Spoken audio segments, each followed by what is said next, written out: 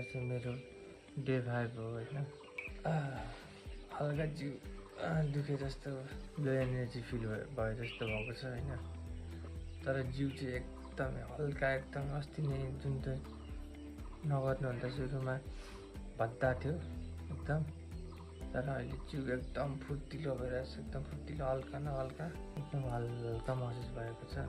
र बिहान उठेपछि मैले गरेँ 5 मिनट टायर पल्टाउने एक्सर्साइज। त्यसपछि टायर बोकेर मैले लेगको वर्कआउट गरेँ 50 चोटि। त्यसपछि डिप्स गरेँ मैले 50 चोटि। अनि फेरि ब्याक पुलअप गरेँ मैले 40 चोटि। आउटडोर वर्कआउट गरिसकेँ मैले 25 मिनट। वर्कआउट गरिसकेपछि खाएँ मैले एउटा बनाना। त्यसपछि गएँ म आफ्नो ड्युटीमा। वर्कआउटमा अलिक कमी महसुस भयो जस्तो लाग्यो, त्यसैले फेरि लेगको वर्कआउट गरेँ मैले 130 चोटि। दिउँसो खाएँ मैले दाल भात। अब मेरो आउटडोरको वर्कआउट मात्रै रह्यो। कुदेँ मैले 20 मिनट रनिङ। अब मेरो एउटा च्यालेन्ज बाँकी छ, त्यो हो गीता पढ्नु। बेलुकाको खानामा खाएँ मैले हेल्दी फुड खरबुजा। मैले नुहाइ धुवाइ गरिसकेपछि पढेँ गीता। गीतामा मैले यस्तो पढेँ आज, भक्ति भए के हुन्छ, जसको मनमा सच्चा भक्ति हुन्छ उसलाई डर हुँदैन। पापी मान्छे पनि भगवानको मन्दिरमा जान सक्छ, नराम्रो शक्ति भूत प्रेत आदिले असर गर्न सक्दैन। आजको सबै च्यालेन्ज मैले पुरा गरेँ। पिए 1 गिलास पानी मैले। डे 5 को सेल्फी मेरो। जय श्री राम।